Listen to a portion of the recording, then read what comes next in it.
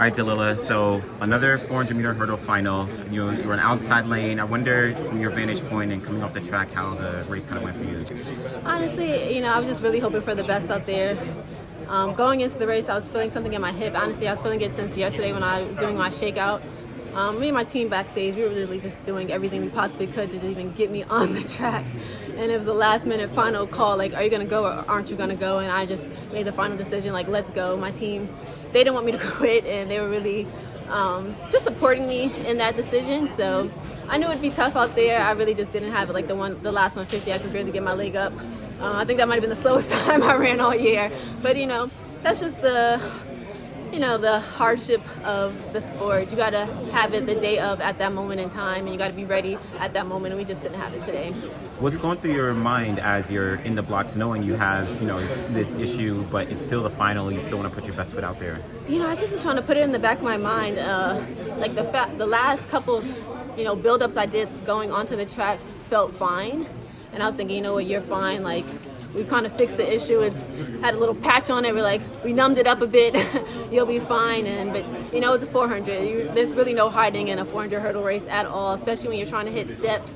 I think I was running like 17 steps coming home, and that's not my typical stuttering to do it. I don't think we hardly ever see me stutter in a race, so it was tough out there. Were you in pain in the race, or was it just about the range of motion? The range of motion. It definitely was just completely lacking. Like, I literally could not lift up this right leg at all coming home. The last major final on the 400 hurdles. It was not the way I would have wanted to end it, but I think, we've done so much this year. It's been a good year nonetheless. It's really just a goal, like, let me get back to a world final and get back to running, at my best, and we definitely accomplished that this year. I wish we can do one more, so I think in a week, I'll probably be fine, but it is what it is. What's your thought on Femke getting a second gold?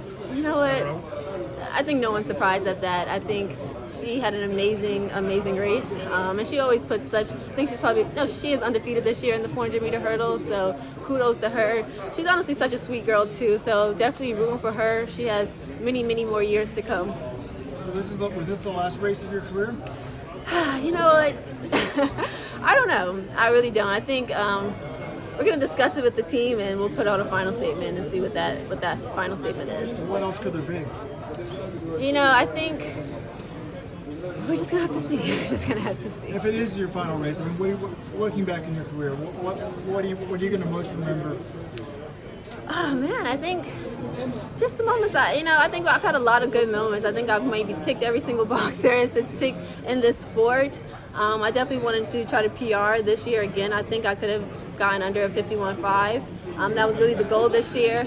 So I came up a little short on that, but at 35, I'm definitely happy with the year, especially after all the injuries I had leading up to this point. We were almost injury-free this entire year up until this last little bit after USA's. I kind of hurt my Achilles, and magically my Achilles stopped hurting today, but everything else was going. So, that's just what it is. But proud of all of my accomplishments, really. Sydney made a move this year, at least for the 400 flat. What would you recommend Femke to do after 2 world titles in a row? Well, I think, Femke, she still has more to do in this 400 hurdles. I think she definitely can get closer to that world record that Sydney made. I don't know, wrote.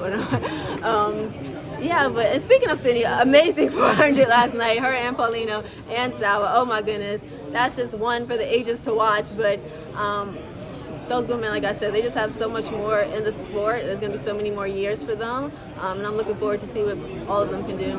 Do you have any idea what you're going to be doing in the coming years? You know what? I'm waiting. You've dabbled, of course you've run the 4x4 a couple times, and you've done the 400 occasionally. I wonder if you think more women should attempt to do 400 hurdles and 400 and dip their toes, in both. Yeah, absolutely. I think that's what's making the difference in our sport. You have 400-meter hurdlers that could really run a really good 4. Being on that 4x4 definitely pushed me to drop some faster times in the 400, and when I improved my 400 flat time, I definitely became just a lot more remarkable in the 400-meter hurdles. So I think from going forward, you're going to have to be a girl that can do both. 4 years ago, a little Femke stood on the podium here the first time. You were next to her.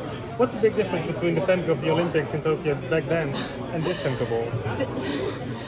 I think it's just growth. I think you learn so much as you keep going in this sport. You get a lot more hungry. I think the bar just keeps getting set higher and higher and higher, and Femke's really been matching it, to say the least. And she's gonna have some competition though. I think, even with my training partners, they're coming along. Anna and my girl G just having a remarkable, huge PR for Panama. So Femke's going to start having a lot more competition in the next years, and that's just going to push her even faster and push the event further along. She always said you are her idol. How does that feel knowing going to be retiring yourself? It feels good. I think, she's always been very vocal, even telling me that.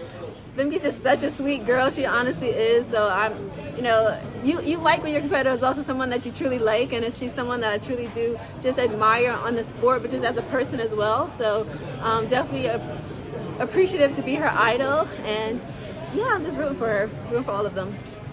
Good job out there. Apologies if you answered this already. I really should have had it. But I feel good. I think, you're always going to want more for yourself, and I think that's been the difficult part for me is you have little injuries and you think, oh man, if that wasn't the case, I can do this. But after a while, you just have to call it at some point. So it's not officially, I'm calling it. We'll make a final statement with the team and really make that decision. That was the plan going into this year, but I think things happen and plans change, and we'll see if that's still the plan. But I'm really proud of what I've been able to accomplish in this sport. I'm proud of the mark that I set, the advancements I've personally made and just as a whole made in the 400-meter hurdles.